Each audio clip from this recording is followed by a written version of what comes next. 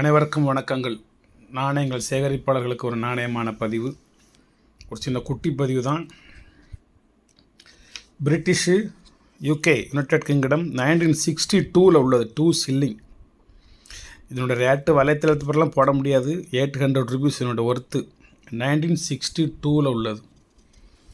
60 வருஷத்துக்கு மேலே உள்ளது. முன்னாடி உள்ளது ஓல்டு ரேர் காயின். 2ஆம் Elizabeth, the second portrait of UK.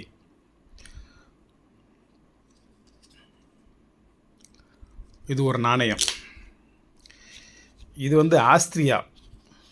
முதல் உலகப் போர் நடப்பதற்கு முக்கியமான ஒரு நாடு இந்த ஆஸ்திரியா தான். இங்கே தான் அந்த பிள்ளையார் சொல்லி போடப்பட்டது. வலைத்தளத்தில் பயங்கரமான ரேட்டு, 7283 ரூபா. ரேர் காயின், ஹையஸ்ட் வேல்யூ ஈரோ காயின் அதில் எழுதியிருக்கு. ஹையஸ்ட் வேல்யூ ஈரோ காயின், த நியூமிஸ்மெட்டிக்ஸ் கலெக்ஷன், இது வெரி பெஸ்ட் காயின்னு சொல்லி நிறையா கலெக்டபிள் காயின் அப்படின்னு சொல்லி இதை பற்றி நிறைய ஒரு வரலாறு ஹின்ஸியாக போட்டிருக்காங்க. அதில் நான் சும்மா 1000 rupees போட்டிருக்கேன். ஆக்சுவல் ரேட்டில் நம்ம போட முடியாது. இது ஒரு யூடியூப், ஒரு சேனலில், இது ஒரு வெப்சைட்டில். மற்ற வெப்சைட்லாம் 15,000, 20,000, 25,000 போட்டிருக்காங்க. சரி, நமக்கு மனிதாபிமானம்னு ஒன்று இருக்குது. இருந்தாலும் ஒரு 25 வருஷமாக நம்ம பத்திரம் பண்ணி வச்சுருந்ததுக்கு ஒரு 1000 ரூபா இருக்கட்டும்னு சொல்லி போட்டிருக்கேன். 2 euro.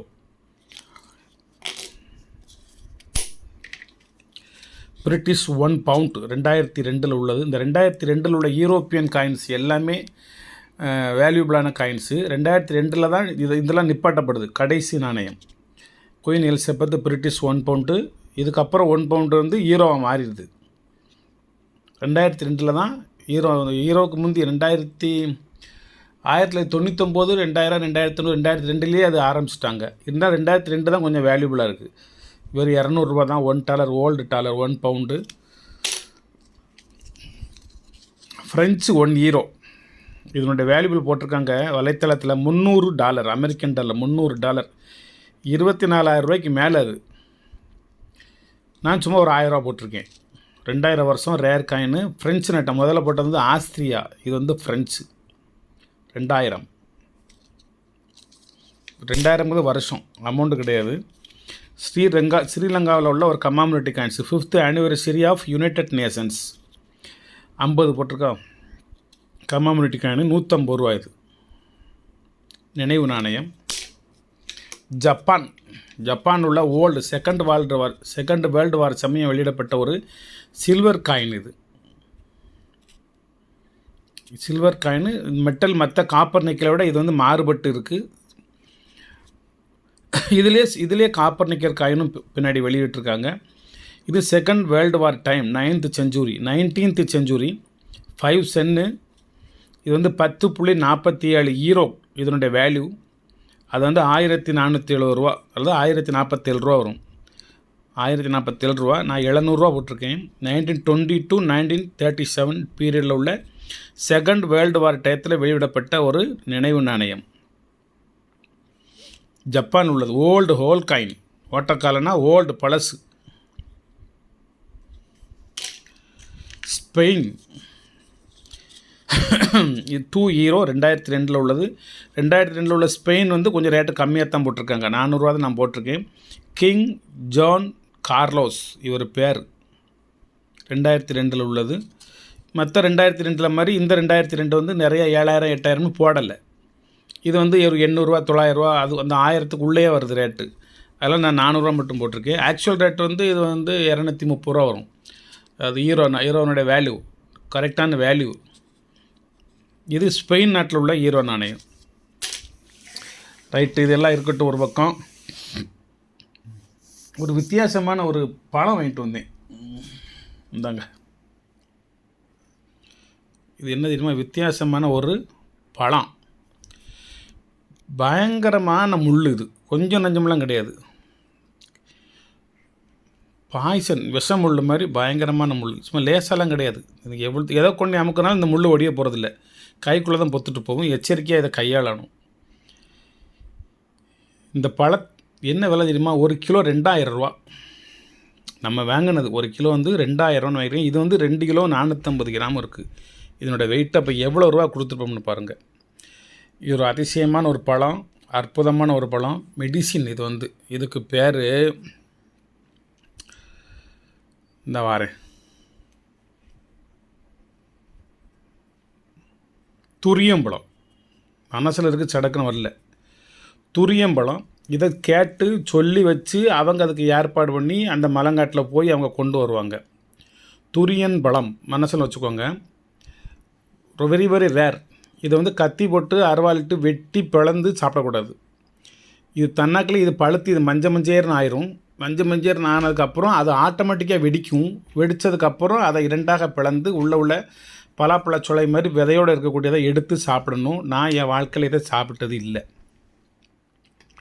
உண்மையத்தான் சொல்லணும். இப்போ நான் சாப்பிட்டேன், சூப்பராக இருக்குது, அழகாக இருக்குது, டேஸ்ட்டாக இருக்குன்னு சொல்லக்கூடாது. இதை நான் உடச்சி பார்த்ததும் இல்லை, ஆனால் ஃபோட்டோவில் தான் பார்த்துருக்கேன். ஃபுல்லாக பலாமுள்ள மாதிரி நினச்சிடாதீங்க. பலாமுள்ள வந்து நெளியக்கூடிய தன்மை உண்டு. டக்குன்னு கைட்டு தூக்கி பலாப்பழத்தை அங்கிட்டு இங்கிட்டும் வண்டியில் மாற்றுவாங்க, ஒன்றும் பிரச்சனை இல்லை. இதை அப்படிலாம் மாற்ற முடியாது.